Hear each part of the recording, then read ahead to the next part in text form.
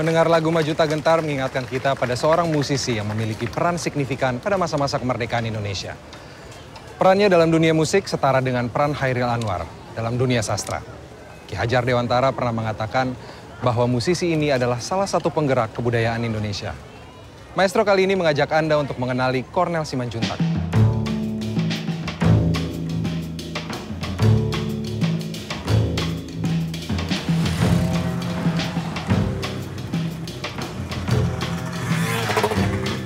Kota Pematang Siantar adalah kota terbesar kedua di Sumatera Utara. Kota dengan warna budaya Batak yang kental, namun juga memiliki sejarah panjang pertemuan budaya Melayu dan peranakan. Di lingkungan dengan tradisi dan alam inilah, Cornel dilahirkan dan menjalani masa kecilnya. Orang tuanya membesarkan Cornel berharap ia kelak menjadi guru yang dapat mengangkat derajat keluarganya. Guru di masa itu dipandang memiliki status sosial yang tinggi. Cornel melanjutkan pendidikan ke Medan, lalu berangkat naik kapal ke Jawa.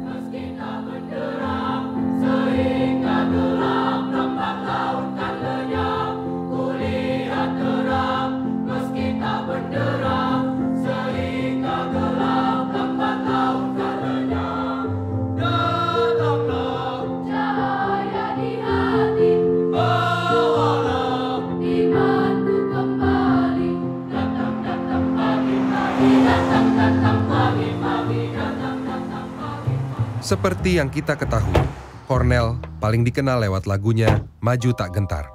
Tapi apakah cukup menceritakan tokoh ini hanya melalui lagu ini semata? Siapa Cornel sesungguhnya?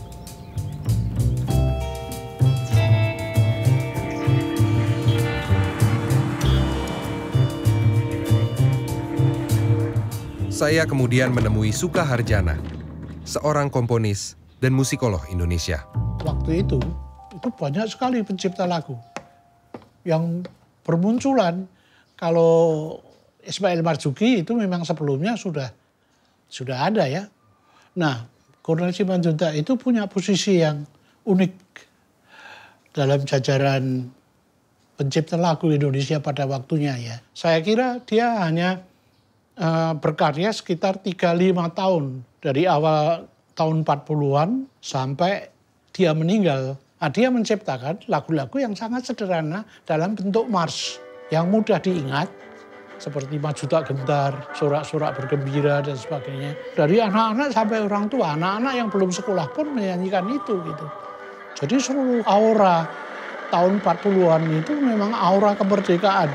Jadi semua lagu-lagunya hanya berdasarkan suatu inspirasi saja, naluri ya.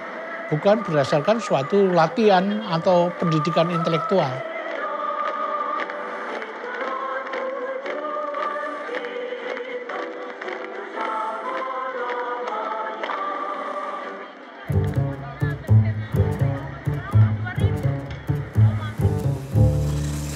Saya tiba di Muntilan, Jawa Tengah. Inilah sekolah yang dahulu dikenal sebagai HIK Xaverius College. Tempat Cornel belajar mulai dari tahun 1937. Cornel sangat disiplin saat bekerja. Semasa di Xaverius, Cornel berniat untuk kelak menjadi guru.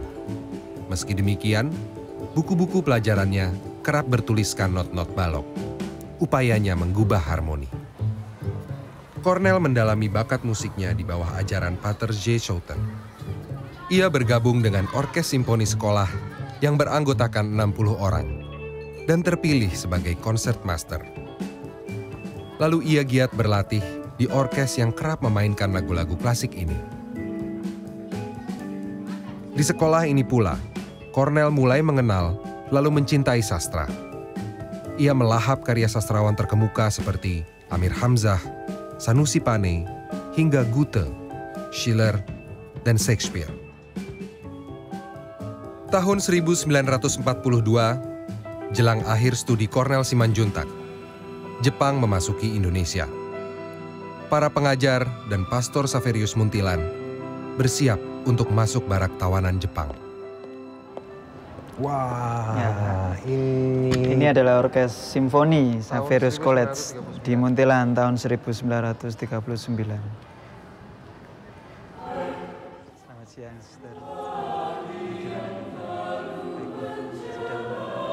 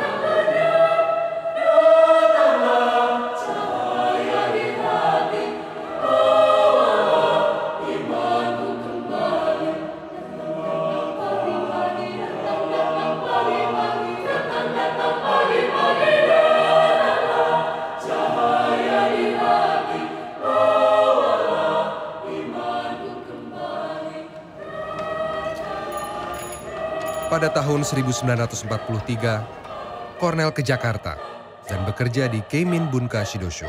Semasa kerjanya di Pusat Kebudayaan Jepang, Cornell bertugas menciptakan sejumlah lagu propaganda, antara lain menanam kapas, bekerja, dan menabung.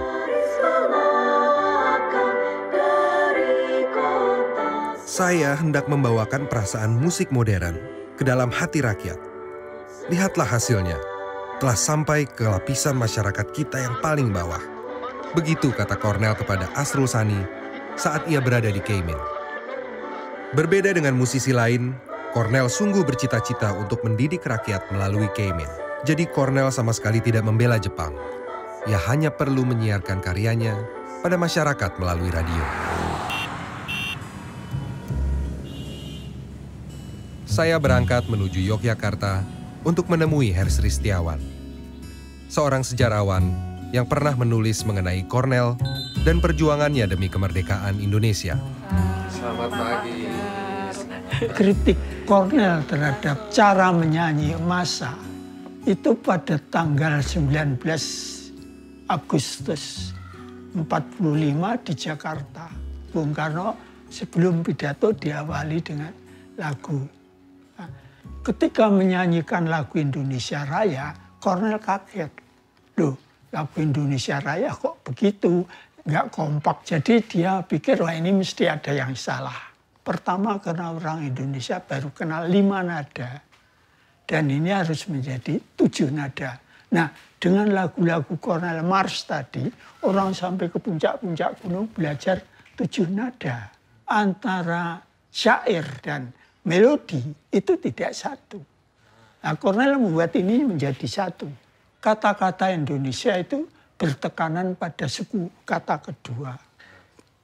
Nah, supaya suku kata kedua ini bertekanan betul, harus kanan lagu itu pada melodi, pada bilangan suku ketiga. Nah, oleh karena itu, suku keduanya itu harus diganti. Jangan kata-kata yang pepet. Pepet itu apa? Bunyi Jangan bunyi tetapi selain Kira-kira apa yang melatar belakangi penciptaan lagu-lagu seperti Kemuning dan Citra ini, Pak? Berbeda dengan lagu-lagu yang sifatnya mars ya. Untuk massa, untuk masyarakat, untuk umum ya. Mungkin ketika dia sudah ada waktu, dia punya banyak waktu untuk merenung. Dia berpikir tentang lagu-lagu atau musik, katakanlah art musik gitu ya. Di situ tuh jelas sekali intervalnya berbeda. Kalau lagu-lagu untuk umum itu intervalnya pendek-pendek, jarak 1 atau 2. Ini meluncat ke jarak yang quart atau quint, artinya 4 atau 5 ya. Seperti lagu apa ini namanya, Kemuning ya. Kemuning, ya. Mulainya bukan dari bawah tapi dari atas. Kemuning, waktu dahulu aku menanti. Dan lagu Citra itu mulai dari atas. Citra naik. Sudah dari atas naik lagi.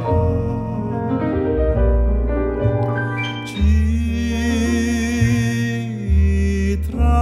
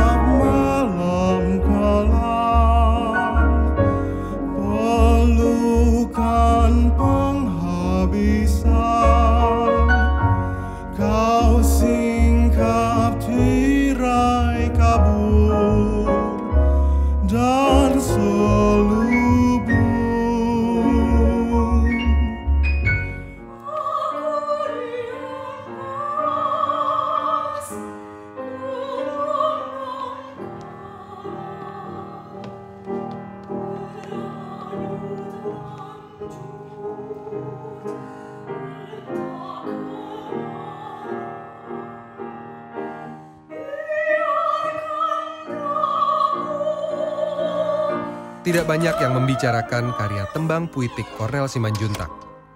Ini adalah fase yang berbeda dari karir Cornel. Binu Sukaman, seorang penyanyi seriosa senior, akan membantu saya menjelajahi dunia puitis Cornel. Tembang puitik itu sebuah karya yang dicipta tentu dengan melodi dari seorang komposer, tetapi lirik dari tembang puitik itu merupakan sebuah karya sastra juga. Jadi makanya kita bilang itu adalah tembang puitik. Kalau masyarakat mengenal Cornel sebagai seorang komposer patriotik, kami sebagai pemusik seriosa mengenal beliau dari segi art song, dari segi tembang puitik. Dia punya segi melankolis, punya segi romantik juga, dan punya segi dramatik. Dari segi performer kayak saya memang hanya mempunyai bidang interpretasi. Tentunya interpretasi saya dengan penyanyi serius yang lain atau seniman yang lain tentunya berbeda. Kedalaman atau ruang yang diberikan oleh komposisi Cornel itu memang cukup luas. Saya bisa menggambarkan kerinduan itu sebagai kerinduan terhadap kemerdekaan, mungkin karena dia seorang patriot juga, tapi juga kerinduan terhadap sosok atau individu.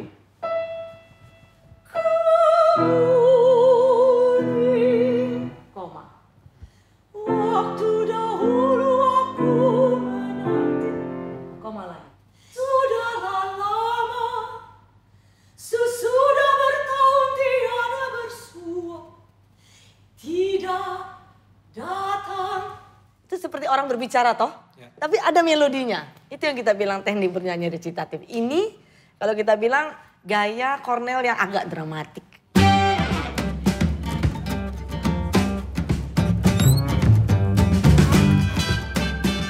Indonesia kembali mendekati peringatan Hari Kemerdekaan. Saya akan menemui seorang musisi dan pengaba yang paling dikenal. Salah satu penggerak orkes simfoni di Indonesia.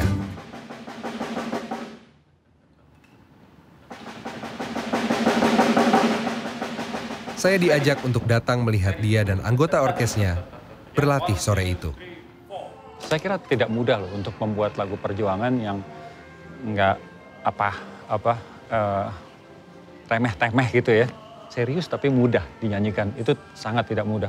Kalau orang suruh bikin lagu yang serius sekali, mungkin ya oke lah. Atau sekalian lagu hiburan yang gampang sekali gitu ya.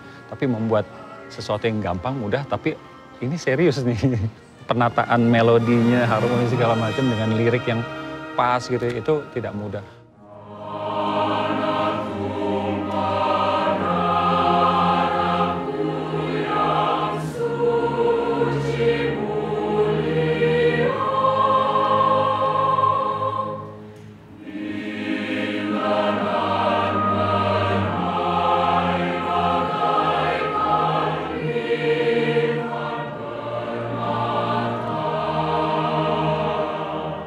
Tidak membayangkan kita kalau nggak punya Majuta Gentar, nggak punya Tunah Tumpah Darahku dan sebagainya. Ada semangat muda di situ, tetapi pada saat yang bersamaan kontemplatif juga.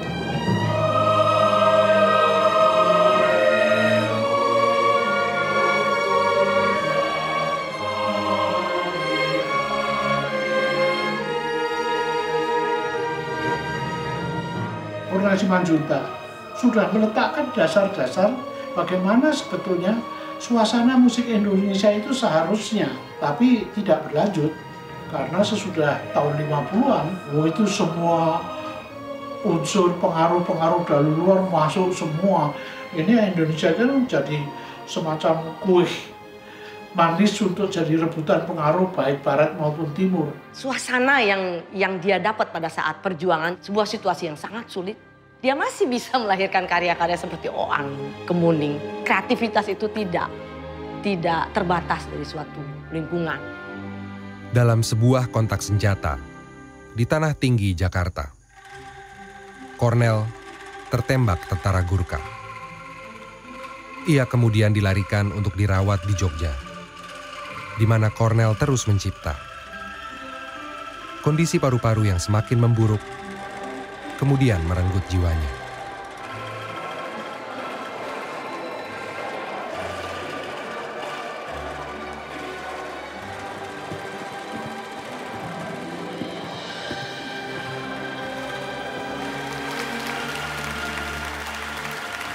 Asrul Sani menulis, Cornel adalah seorang yang potongan mukanya kasar dan sinis. Rambut keriting, kusut, pandangannya seolah-olah mengejek, dan sikapnya yang tidak mau tahu. Tetapi setelah mengenalnya, ia adalah seorang pemimpi. Seolah-olah ia hidup di antara suara dan melodi yang bertukar-tukar. Seolah-olah hidup ini baginya tak lain daripada musik.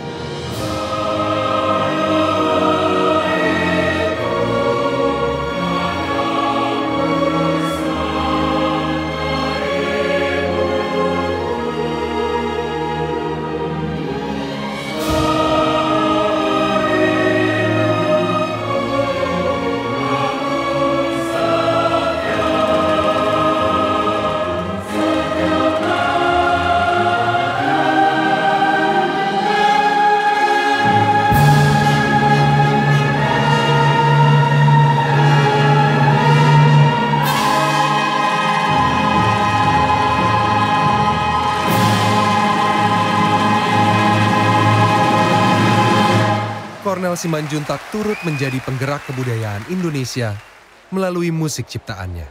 Anda baru saja menyaksikan Maestro Indonesia bersama saya Nikola Saputra.